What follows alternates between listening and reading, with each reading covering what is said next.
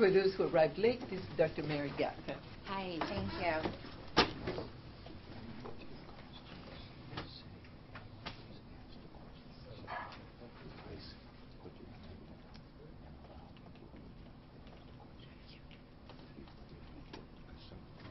So what I want to talk about is, as Mike framed, we want to talk about the intersections of class, and in particular, I want to focus on gender. And in doing this, I want to share some of the research that I have been doing around women who have been navigating through the unemployment and one-stop career centers in the recession and the recovery. This work actually builds out of a book that I wrote in 2005 with single working poor mothers, and trying to develop education and training for them that actually acknowledge them as mothers, having caring labor, and also acknowledge the role of gender and sex segregation in our labor market. This research that I want to talk about today looks at the lived experiences of women in the public workforce system, as they navigate the one-stops, the unemployment offices, the welfare offices, and in particular, this is a work in progress. I've collected, for the past 2 years, been collecting data, and I do have a book contract on this, which I need to get a manuscript into Stanford Press by the fall, so I'm really interested also in feedback here. But the way I am thinking about the approach for people who are aware of our employment and training system in the U.S., like welfare reform, it has been devolved down to the state level. And when one becomes unemployed, they go to what are called one-stop centers or one-stop career centers, where they're given this access and supposed training and education. And in particular, the clients of the system, and in particular looking at the women, interact with the frontline workers who are also predominantly female and really just a step away from the clients that they're serving. So as I've been thinking about this, and as we construct gender and class here, it really is how it's occurring in this location is really a co-production of those clients and the frontline workers who actually provide them all the access to whatever income supports they may get, training they may get. And then obviously I take a gendered approach, and I just like this quote. It's an older quote from Dorothy Smith that says, in order to kind of address what are our policy goals and how policy is occurring at the ground level, we need to obviously take women's standpoints into account. And this quote is just, our culture does not arise spontaneously. It's manufactured. The ideological apparatus are part of the larger relations of the ruling class. And since the positions of power are almost exclusively held by men, men's perspectives, needs, and interests and experiences are represented as general and natural.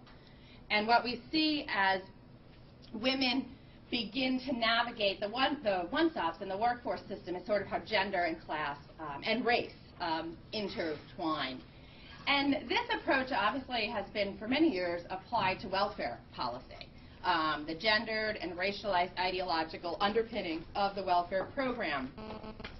And as part of that, Nancy Fraser has focused on the social welfare system creating a two-tiered system of hierarchy, where Social Security clients are kind of considered more full citizens, but welfare, or TANF, Temporary Aid to Needy Family, that's an entitlement program, it's means tested, they're lesser citizens.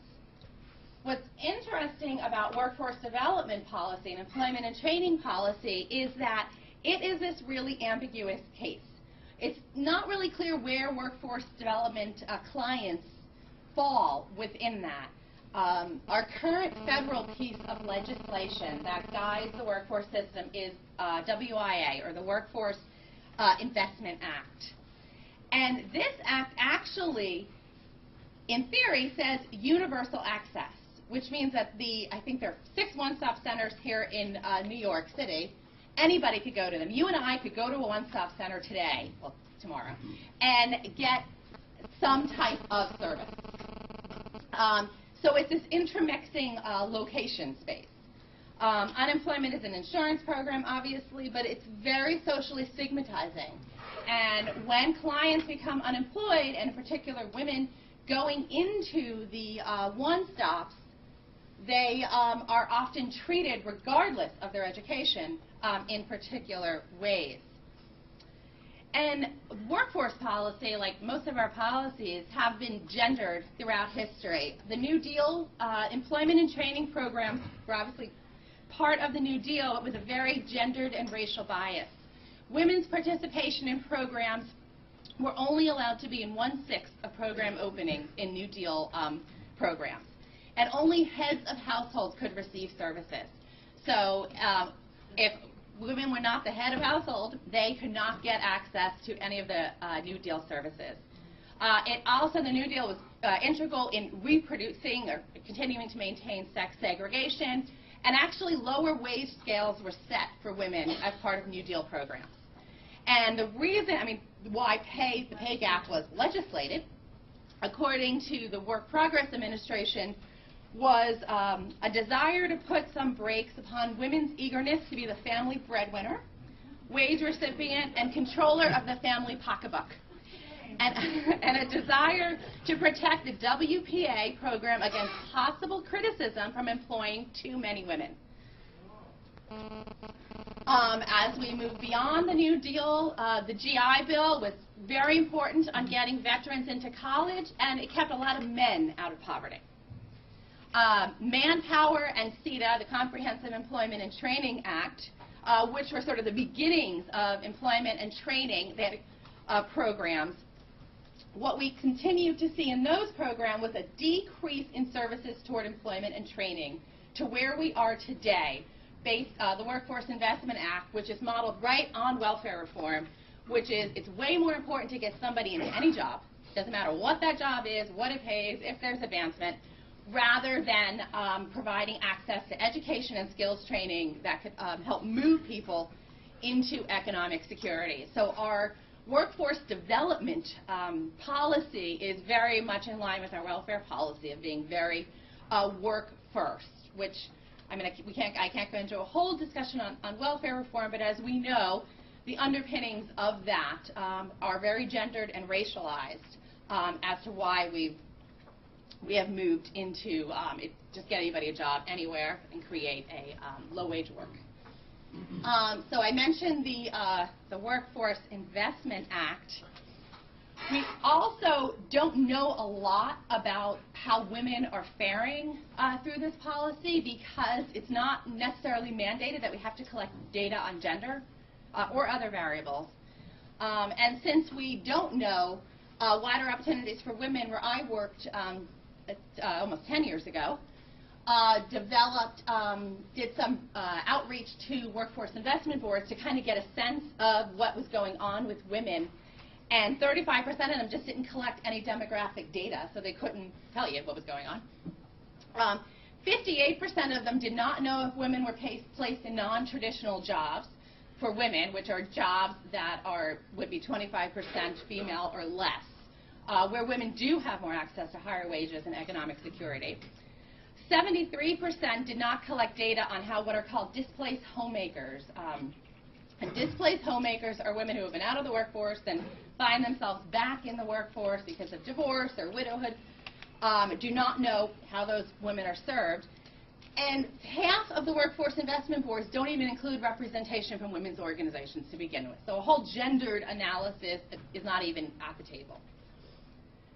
What little data is available in terms of exiting, and this exiting is in the early 2000s, is that women earn about $1,000 less per quarter than comparable men, which isn't completely surprising, and that 60% of the service providers reported that service delivery for women in economic transition was poor to fair.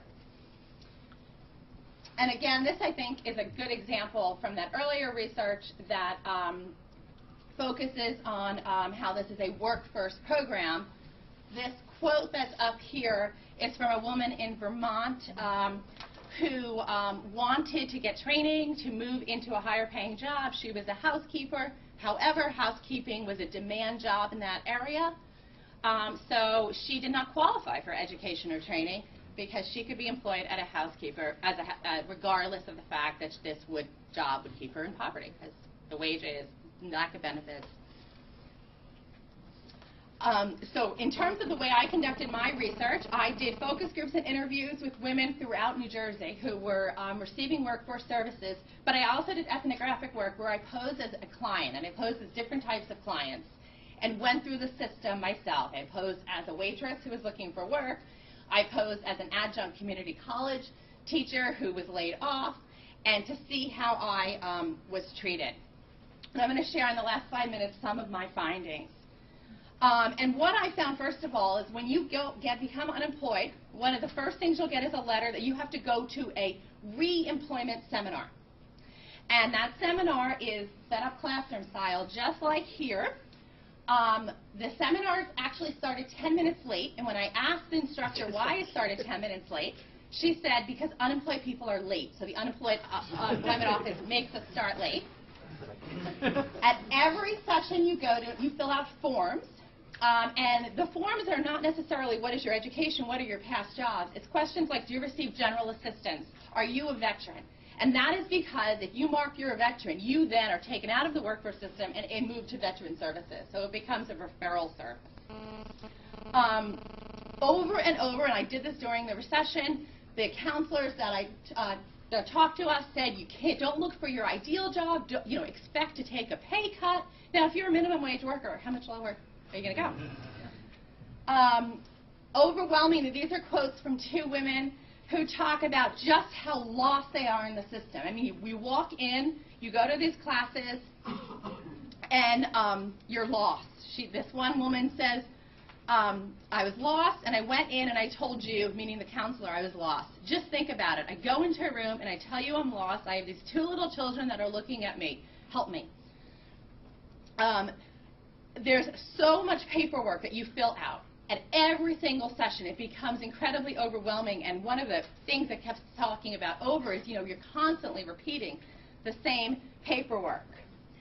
The interaction between the client and the counselor, so if you get past sort of the basic services, you may get assigned to a counselor where you would meet one-on-one with. It is not a guarantee. It's actually a form of intensive services, and you have to show multiple barriers to employment in order to get to that point.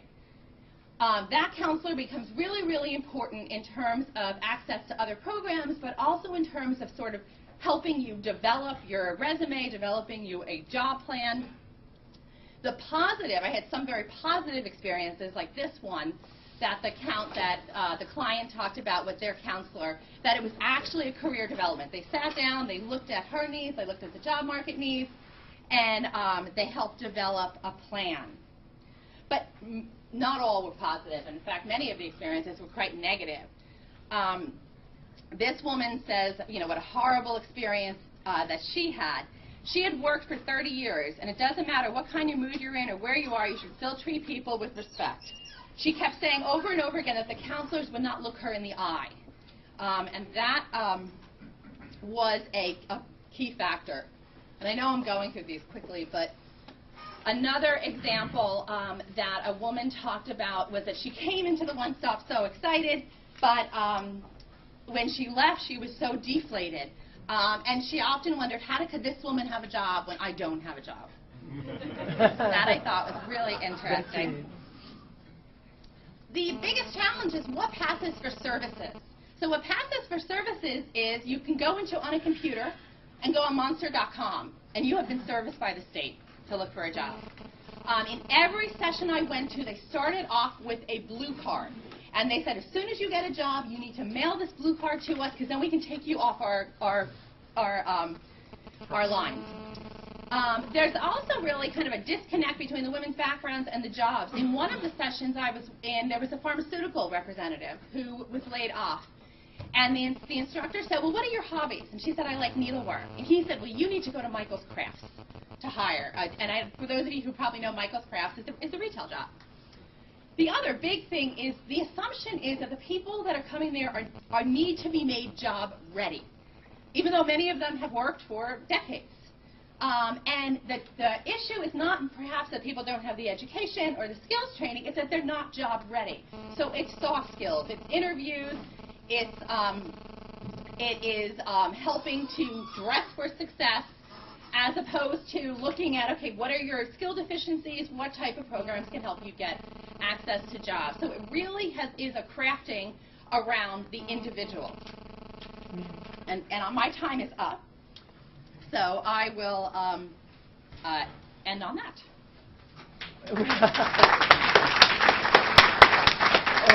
This